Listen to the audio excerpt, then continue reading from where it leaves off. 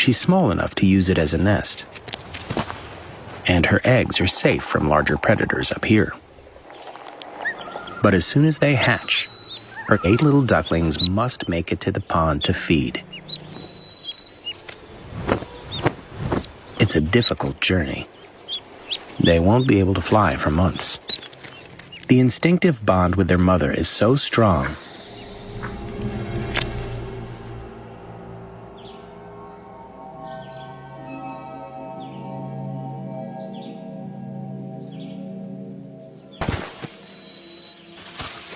ducklings are born with soft, flexible bones.